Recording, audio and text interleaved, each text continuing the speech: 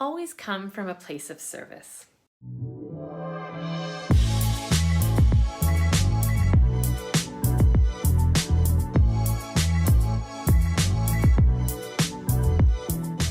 Hey, I'm Daria, coach, author, speaker, amateur gardener. Ugh, yuck. I want to tell you about my dad. He was a gardener, a kaiser player, and a proud gido to his grandchildren. But what I want to share with you today about my dad was that he was a natural salesperson and connector. He was the guy who would start a conversation in line at the gas station when we were traveling miles and miles away from home. He had a way to connect with people, really connect with people in an authentic and personal way. And somehow, through those gas station conversations, he would always discover that they had a mutual connection. He sold insurance to relatives of theirs or something similar to that, and he would leave each new friend with some advice that would help them along their journey. He didn't card bomb anyone or present his perfectly articulated elevator pitch.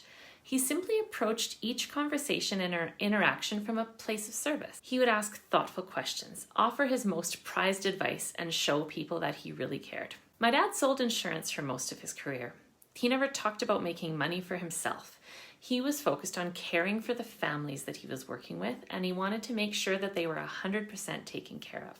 By coming from a place of service, the business always flowed without hesitancy because he showed no hesitancy in being of the greatest service. I always took for granted the way he cared for his customers and the warm greeting he got when we'd run into insurance clients of his.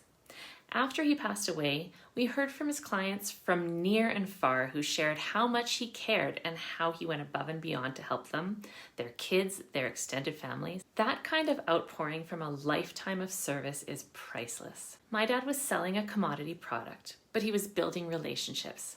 He was exemplifying the concept of being of service first. If you can come from a place of service, then you won't ever be selling somebody, you'll always be taking care of them. Only recently have I realized how much his example influenced me. Dad's been gone for almost 10 years, but the qualities I learned from him I try to carry with me every day.